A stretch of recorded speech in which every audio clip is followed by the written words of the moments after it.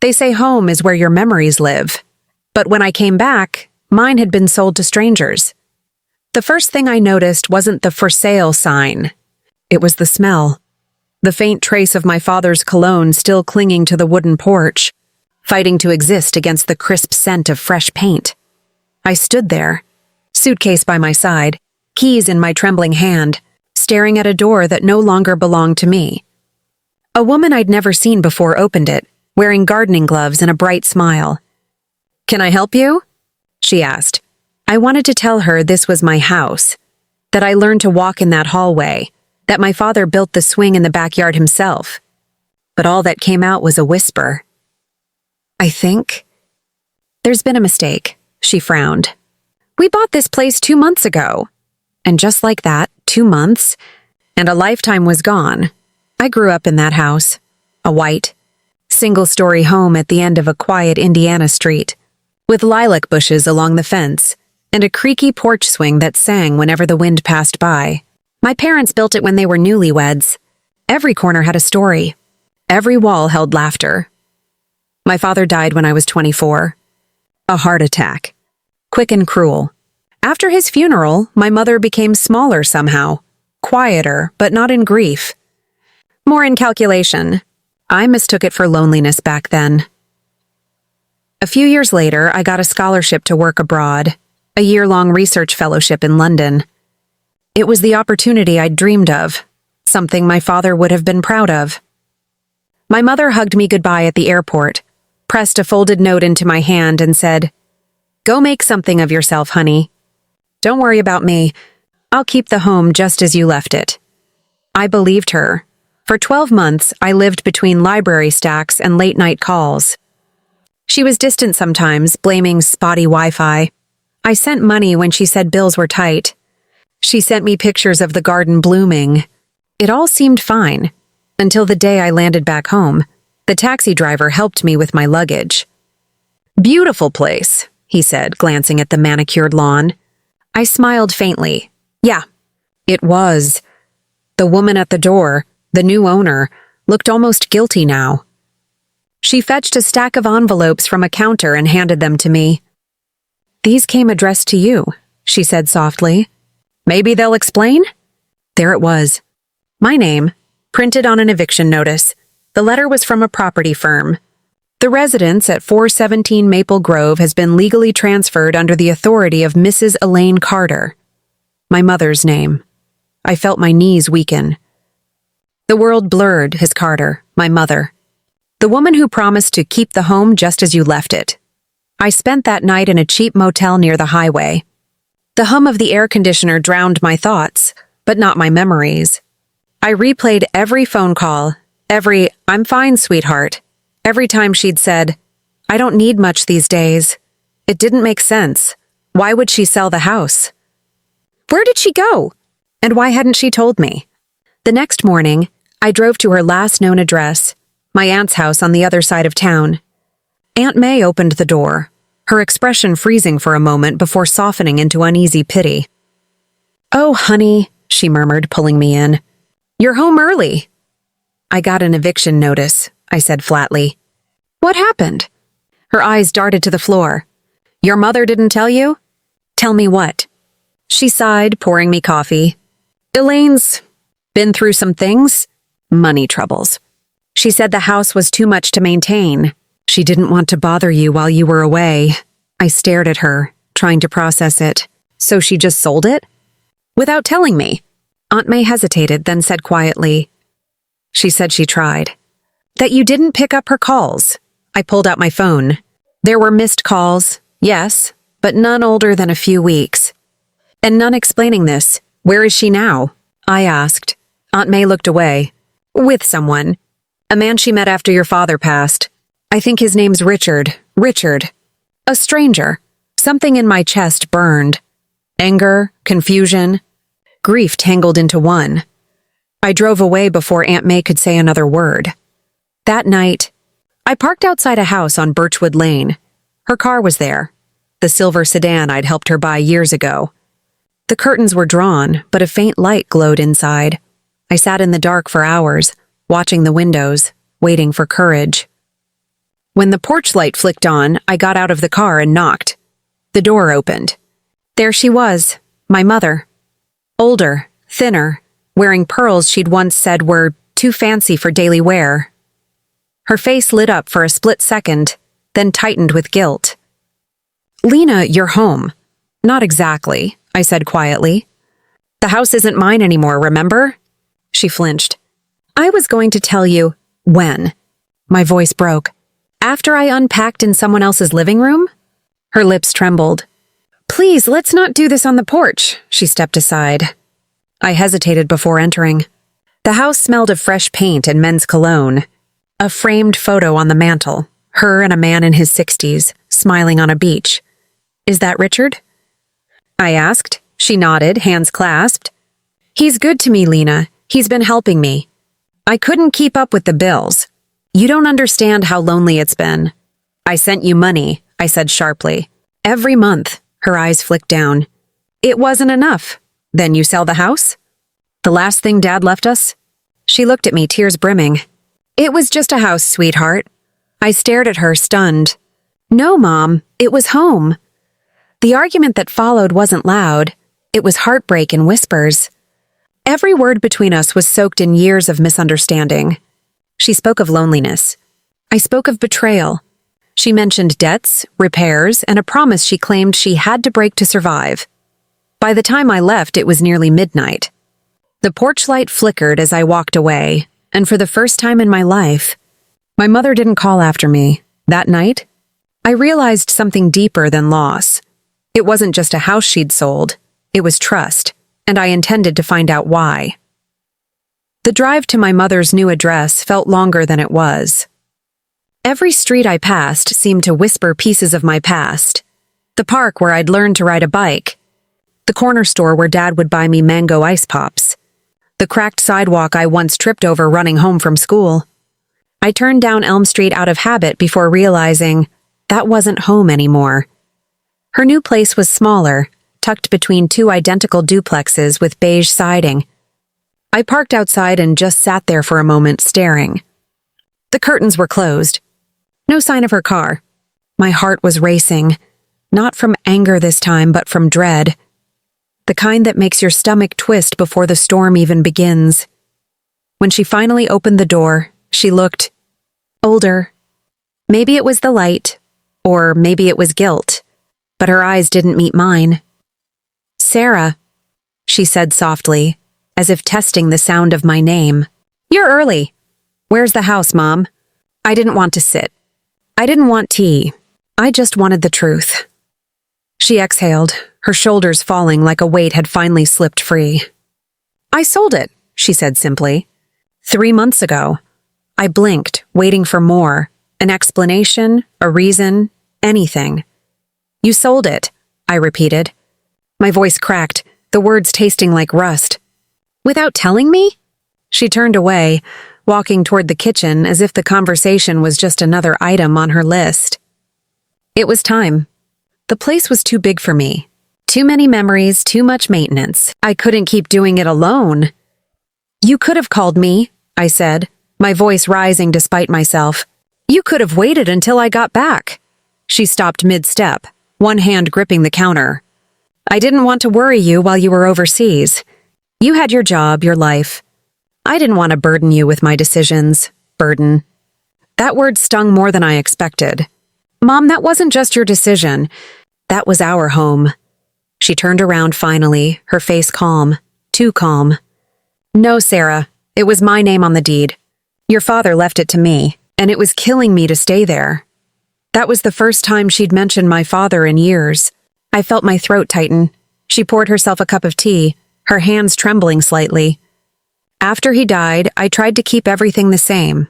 His chair, his books, even the way he folded the towels. But every corner reminded me he wasn't coming back. I thought selling the house would help me breathe again." I sat down, numb. "And what about me, Mom? That house was the last piece of him I had left." She didn't answer right away. Instead, she placed my tea in front of me like she used to when I was little. "You're stronger than you think," she said quietly.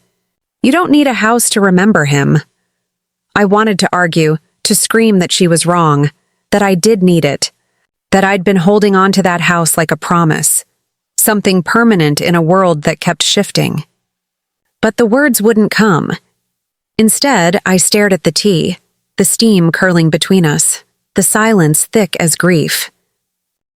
That night I couldn't sleep. I lay on her couch, listening to the hum of her refrigerator and the faint ticking of a clock I didn't recognize. Everything was foreign. The smell, the layout, even the air felt wrong. At around 2 a.m., I got up and checked my email again, desperate for some sort of logic. That's when I found it, a message from a law firm dated 6 weeks ago. Subject: Notice of property sale, confirmation of transfer. And there, at the bottom, my mother's digital signature. I stared at the date. I had been in Madrid then, working late in my hotel room, FaceTiming her between meetings. She hadn't said a word. That was when I realized this wasn't just a practical decision. It was a choice to keep me out. The next morning, I confronted her again. "You didn't just sell it, Mom. You hid it." She didn't deny it. She just looked tired. "Because I knew you'd try to stop me." "Damn right I would've," I snapped. "That house was everything to us." "No, Sarah," she said, her tone suddenly sharp. "It was everything to you. For me, it was a grave I kept living in." Her voice broke on that last word, and for a moment I saw something I hadn't expected. Pain. Real, raw, unfiltered pain. I softened, but only slightly. "You could have told me. You should have trusted me with that." She sat down across from me, eyes glassy. "You were always away, sweetheart. Even before Spain, even before your father passed. You visit once, maybe twice a year. I didn't think you'd care this much." That hit harder than any argument. I opened my mouth to defend myself, but stopped. She was right in a way. I had kept my distance, building a life abroad, always saying next summer or after the next project. Maybe she thought she was cutting the last tie herself before I eventually did. Still, the betrayal burned. When I left her house that morning, the sky was gray, that kind of dull, heavy gray that makes everything feel unfinished. But just as I reached my car, she called after me. "Sarah?" I turned. "There's something I need to show you," she said quietly. "It's about your father." Her voice had changed, lower, almost trembling. And suddenly, all my anger froze midair. Her words hung in the cold morning air like frost. "It's about your father." That sentence alone was enough to crack the wall I'd built overnight. I followed her back inside. The house was silent except for the faint creak of her slippers on the hardwood floor. She led me down the short hallway to her bedroom, smaller than the one she used to have, but carefully arranged, floral sheets, family photos, a half-burnt lavender candle. From the closet, she pulled out a weathered box wrapped in faded blue ribbon, the kind I remembered from my childhood, the kind she used for Christmas ornaments and birthday cards. She placed it on the bed gently, as if it could still break. "What's this?" I asked. She didn't answer right away. Instead, she sat beside it and ran her fingers along the lid. "Your father wanted you to have this when you were ready," she said softly. "But after he died, I wasn't sure if you ever would be." When I opened it, the smell hit me first. Old paper and cedar. Inside were letters, dozens of them. Some yellowed, others newer, all addressed to me. My breath caught. "He wrote to me?" She nodded. "Every few weeks after you moved overseas. He said he didn't want to send them right away. He wanted you to read them when you were older, when you'd understand him better." I sat down on the edge of the bed, my knees weak. "Why didn't you tell me?" Tears shimmered in her eyes. "Because the first letter, it wasn't just from him." I froze. "What do you mean?" She pulled one envelope from the stack, dated 6 months before my father passed. The handwriting wasn't his. It was hers. "Read it," she whispered. The letter was short, less than a page. "Sarah, if you're reading this one day, it means I've made a decision you won't understand. Your father's sickness is worse than you know, and the house, it's drowning us both. I need to let go before it takes me too. I'm sorry." I stared at the words, the ink smudged in places where tears had clearly fallen. "This isn't just about selling the house, is it?" I said. She looked down. "No, it never was." For years she'd told me Dad died suddenly, a heart attack while I was finishing my degree abroad. I never questioned it. But now, sitting in that dimly lit room with her trembling hands and those letters stacked like ghosts between us, I wasn't so sure. "Mom," I said carefully, "what really happened to Dad?" She didn't answer. Instead, she stood and walked to the window, pulling the curtains aside just enough to let in the gray light. Her reflection in the glass looked smaller somehow, older, haunted. "You were gone," she said quietly. "He was fading faster than anyone realized. He didn't want treatment anymore. He said he wanted peace." Her voice trembled on that last word. "I begged him to fight," she continued, "but he refused. He said he didn't want you to see him that way." I could hear her trying to keep her composure, but the cracks were showing. "He asked me to promise," she whispered. "Promise I'd let him go when the time came. That I'd sell the house and start over." My chest tightened. "He made you promise to sell it?" She nodded, tears now streaming freely. "He said the house was too full of pain. He didn't want it to become my prison. He made me swear that when he was gone, I'd free myself, even if it meant losing everything familiar." I didn't know whether to cry or scream. The house I'd been mourning, the betrayal I'd been furious about, it had all been born from a dying man's wish. But still, she could have told me. "Why didn't you say that, Mom? Why let me think you just erased our past?" "Because you wouldn't have believed me," she said. "You've built your life on holding things together. I didn't want to be the one to break your foundation again." I swallowed hard. "You should have let me decide how much to hold on to." Silence filled the room. Heavy, aching silence. I picked up one of Dad's letters, dated just weeks before his passing. "My sweet Sarah, if your mother ever sells the house, don't be angry. That home was built for us when life was full. Laughter, noise, dreams. When those things fade, walls turn into echoes. Don't live in echoes. Build something new." My hand shook as I read it. His voice, his handwriting, it all felt so alive. And for the first time since I'd landed, I didn't know who to be angry at anymore. When I looked up, Mom was watching me carefully. "You see now?" she asked softly. It wasn't betrayal. It was me keeping a promise. I wiped my tears, unable to speak, but something still didn't sit right. If she had done it to honor Dad's wish, why had it felt so rushed? Why hide the sale? Why not involve me at all? "Mom," I said after a moment, "why did you sell it now, after all these years?" That's when I saw it, the flicker in her eyes. The brief hesitation. She looked away, twisting her wedding ring nervously. "Because," she said finally, "someone made me an offer I couldn't refuse." The way she said it sent a chill down my spine. "Who?" I asked. She hesitated, then whispered a name I hadn't heard in years. "Your cousin, Daniel." My pulse quickened. "Daniel? The one who—" She nodded. "Yes, the one who stopped speaking to us after your father's will." My mind began to spin. Daniel, Dad's nephew, had always resented how the estate was divided. He'd wanted a piece of the property, but Dad left it all to us. "Mom," I said slowly, "did Daniel buy our house?" She didn't answer. But the way her lips pressed together told me everything I needed to know. It felt like the air was sucked out of the room. My heart pounded in my chest as if it wanted to claw its way out. "Daniel?" I repeated, my voice sharp. "You sold our home to Daniel." Mom didn't answer. She just sat there, eyes glistening, wringing her hands like a guilty child caught in a lie. I stood up, the letter still trembling in my fingers. "After everything he did?"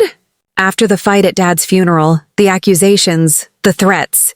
"He came to me," she interrupted, her voice barely above a whisper. "He said he wanted to make things right." "Make things right?" I laughed bitterly. "By taking what's left of our family." She winced. "Sarah, you don't understand. The taxes were piling up, the maintenance, the leaks. I was drowning. He offered more than market price." I thought, Maybe this was his way of finding peace too. I stared at her, the woman who'd taught me to trust my instincts, to stand my ground. And all I could see was fear. "Did you even check the contract?" I asked. "Did you have a lawyer?" She didn't answer immediately. "The silence said enough, Mom?" I took a step closer. "What did he make you sign?" Her shoulders sagged. "A buyout. But he said I could stay here until I found a new place. Then the papers came last month. Eviction notice. He changed the terms. My hands went numb. "He tricked you," her voice cracked. "I thought he was family." I felt something inside me shatter.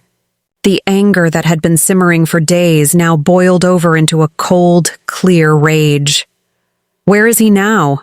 I asked. She looked up, startled. "Sarah, don't. Where?"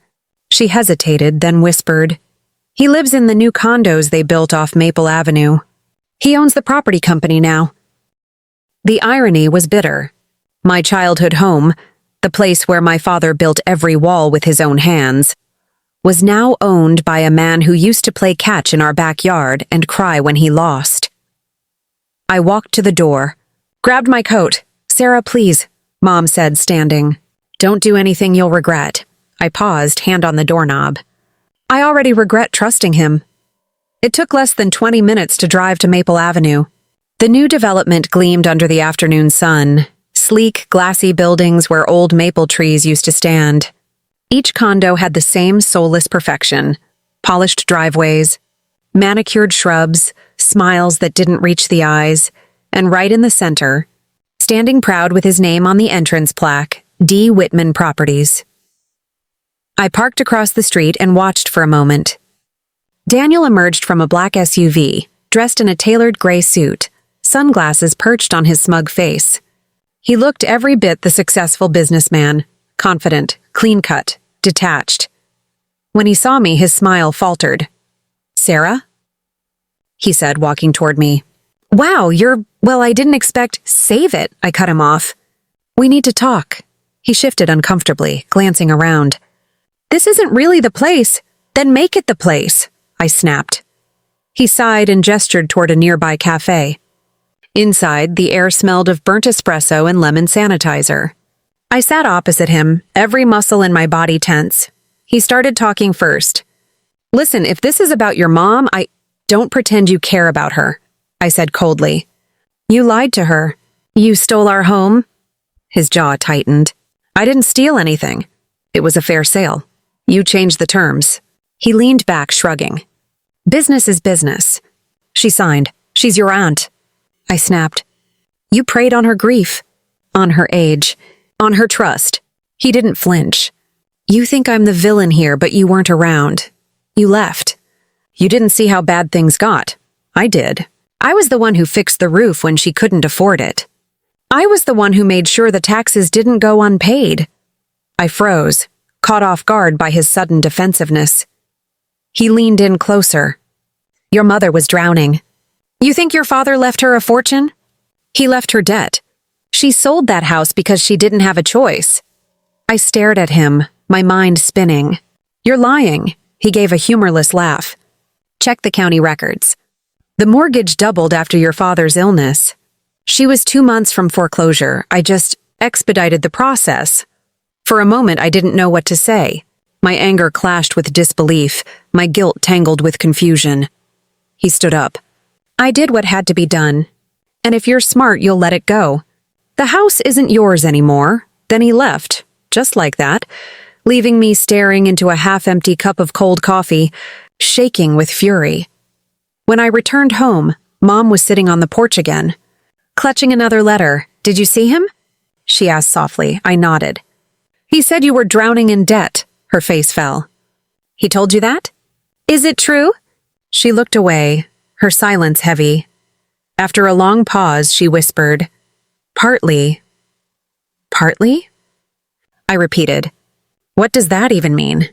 She closed her eyes. "After your father died, I refinanced the house. The medical bills, the repairs. I thought I could handle it. But I was ashamed to ask for help. I didn't want you to think I'd failed." My anger began to fade, replaced by something softer. Heartbreak, maybe. I didn't know, Mom, I said quietly. I know, she replied. I didn't want you to. We sat there in silence, both of us staring at the old porch railing, the paint peeling in familiar patterns. The same spot where Dad used to sit with his evening tea. The same spot where I learned to braid my hair. Finally, I asked, "Why didn't you tell me about Daniel?" She hesitated. Because part of me hoped he'd honor his word, that he'd let me stay, that maybe somehow he'd keep a piece of the family alive. Her voice cracked on the last word. But all I could see now was betrayal, not just from Daniel, but from the silence between us. The home was gone. The truth was fractured. And the one question echoing in my mind was one I wasn't sure I wanted answered. What else hadn't she told me? That night I couldn't sleep. Every creak of the floorboards felt like a ghost of memory. Every sound, the hum of the refrigerator, the soft wind brushing against the curtains, reminded me this wasn't our home anymore.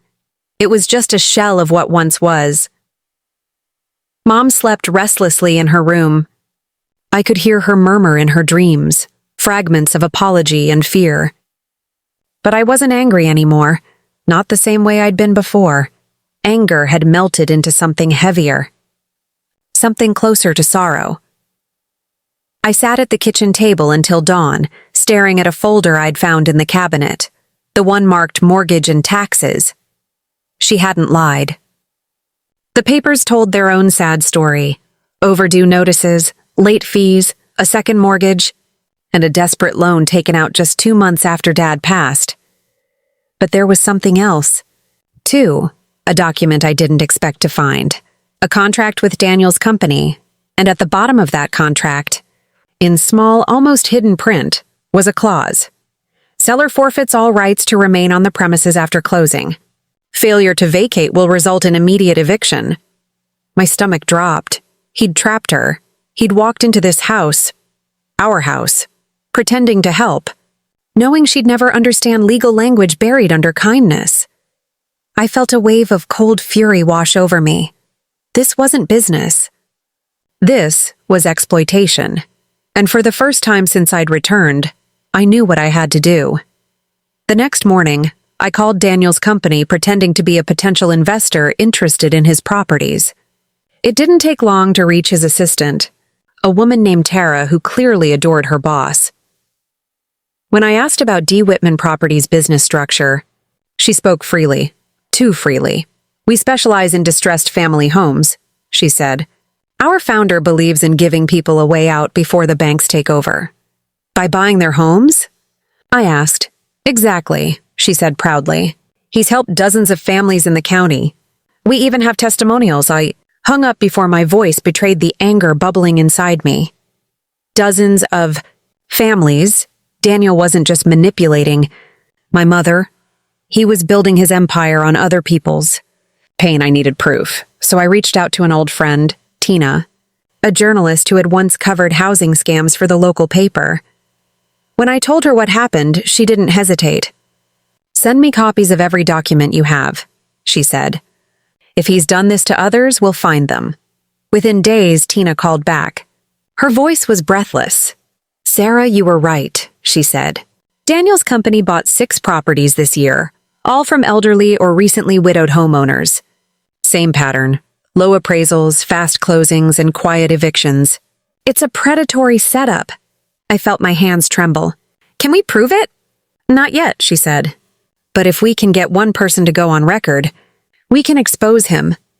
I looked toward Mom, sitting quietly by the window, staring at the yard like she was watching ghosts dance across the lawn. "She won't go public," I said softly. "She's too ashamed." "Then we'll find someone who will." For the next week, I dug into county archives, mortgage records, even Facebook community groups. That's when I found Mrs. Lang, a retired teacher who had lived 2 streets over from us. She'd sold her house to Daniel 6 months ago and had been evicted 2 weeks later. When I met her at the diner downtown, she was clutching a folded newspaper clipping of her old home. "He told me I could rent it back," she said bitterly. "Then he raised the rent 3 times and said I missed a payment." I had nowhere to go. She showed me her contract. It was identical to my mother's, and that was it, the final piece. Tina gathered everything and started drafting her exposé. She promised to make it watertight, to protect Mom's name if I wanted, but part of me didn't want protection anymore. I wanted justice. 2 weeks later, the story hit the front page. Local developer accused of targeting vulnerable homeowners. Daniel's face, polished and smiling in his corporate headshot, sat right under the headline. Within hours, it spread. People shared it across social media. Former homeowners came forward with their stories, some angry, some tearful, some just exhausted. By afternoon, the county housing board announced an investigation, and that evening, for the first time in years, Daniel called me. His voice was cold. "Was this you?" I didn't answer. He exhaled sharply. "You've made a mistake." "You think this will bring your house back?" "No," I said evenly, "but it'll stop you from taking someone else's." A long pause. Then, almost mockingly, he said, "You've got your father's stubbornness. You think that's strength. It's not. It's weakness." "Maybe," I said, "but at least it's honest." And I hung up. When I turned around, Mom was standing in the doorway. Her eyes were red, but there was something in her face I hadn't seen in months. Relief. "You did this?" she whispered. I nodded. She walked over slowly and took my hand. "I didn't want you to fight my battles." I squeezed her hand gently. "Then let me fight for Dad's memory." She nodded, tears welling in her eyes. He'd be proud. That night I walked through every room one last time. The kitchen still smelled faintly of lemon and old wood. The living room light flickered the same way it had when I was a kid, and in the hallway, under a loose floorboard, I found something Dad had hidden years ago, an old cigar box with faded writing, "For Sarah, when she's ready to come home." Inside were family photos, letters and a small silver key, the key to the back shed, the one we used to call Dad's workshop. I went out and unlocked it. The air inside smelled of sawdust and thyme. And hanging on the far wall, covered in dust, was a wooden sign Dad had carved years ago. "Home isn't where you live. It's what you protect."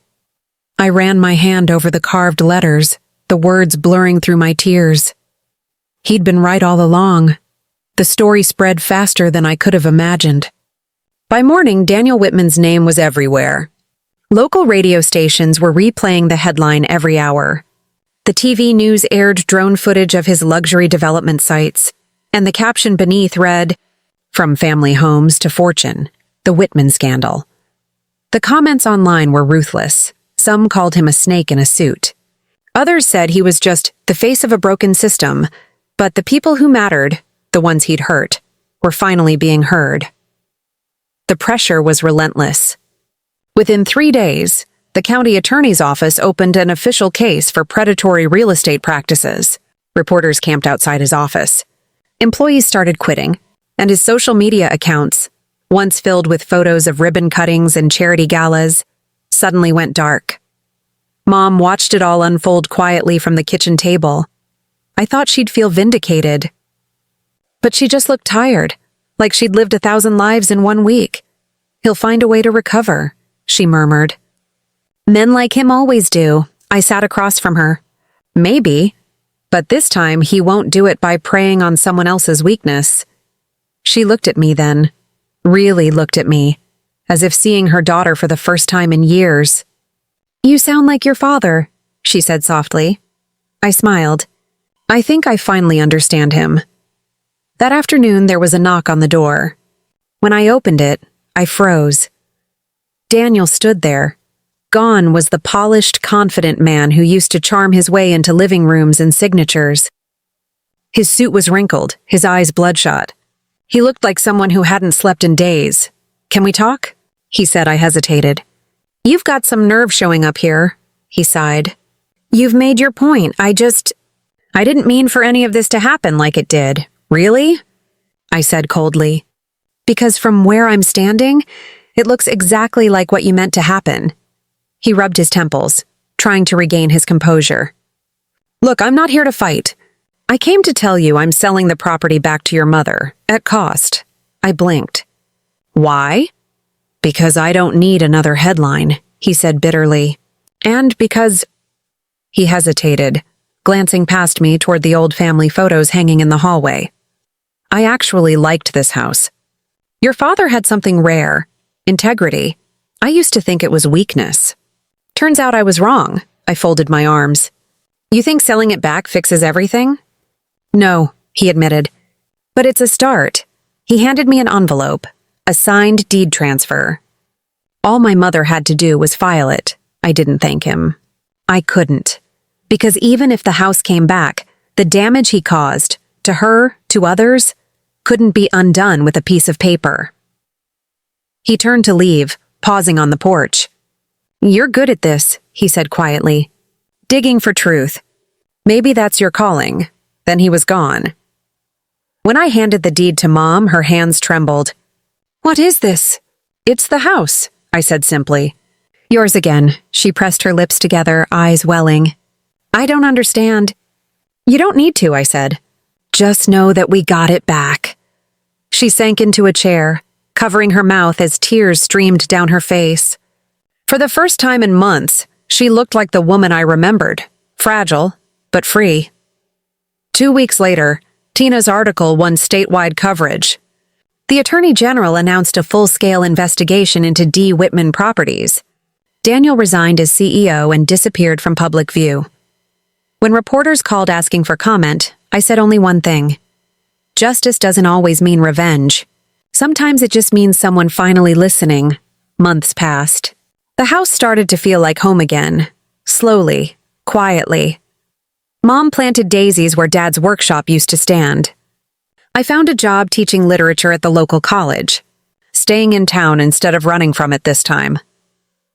One evening, as the sun dipped behind the maple trees, I walked through the backyard, the same one where Dad taught me how to ride a bike. Mom joined me, holding 2 mugs of tea. You're staying this time, aren't you? She asked. I nodded. For a while, she smiled faintly. Good. This house needs laughter again. Later that night, I sat at Dad's old desk and opened his final journal, the one I'd found months earlier, but never read. Inside the front cover, he'd written something that felt eerily like a message meant for this very moment. If you ever come home and find the walls bare and the floors cold, remember, it's not the house that keeps us together. It's the courage to rebuild. I closed the journal, tears stinging my eyes, and whispered, I'm rebuilding, Dad. One truth at a time. The next morning, I stepped outside to get the mail. Among the bills and flyers was a plain white envelope with no return address. Inside was a single note. You were right about me. But you didn't destroy me, you woke me up. W. I folded it, slipped it into Dad's journal, and smiled faintly. Because in a strange way, it felt like closure. Not forgiveness, but something quieter. Peace, maybe. And as I looked up at the house, sunlight pouring across the porch, curtains swaying gently through open windows, I realized something profound. I hadn't just come home. I'd taken home back. It's been 7 years since that day. The day I stood on our porch holding a deed and a dozen years of grief in my hands. People often say time heals everything. I don't believe that. Time doesn't heal. It teaches. The house still creaks in the same places. The floorboards still sing their old song near the staircase, and the kitchen still smells faintly of rosemary and lemon, just like when Dad used to cook Sunday meals. But now, the silence that once haunted these walls feels gentle. It feels earned. Mom lives in the smaller guest room now. She says she likes waking up to the morning light through the lilac tree. Her hair has turned completely silver, and though her hands tremble a bit when she pours tea, her voice has never been steadier. She doesn't talk about Daniel anymore. She doesn't need to. The past has lost its grip on her. I, on the other hand, stayed. At first it was to make sure she wasn't alone. But somewhere between mending the garden fence and repainting the porch swing, I realized this was where I belonged. I started writing. Not journalism this time, but stories. Real stories. About people who lost everything and found themselves again. about forgiveness that doesn't erase pain but makes peace with it. When my first book was published, I dedicated it simply for my father, who taught me that home is never made of wood or brick, but of courage. It became more than a book. It became a bridge, connecting strangers who'd been betrayed, silenced, or forgotten. One evening, after a book event at the local library, a woman approached me. She looked nervous, holding something behind her back. "You don't know me," she said. "But I used to work for Daniel Whitman." I froze.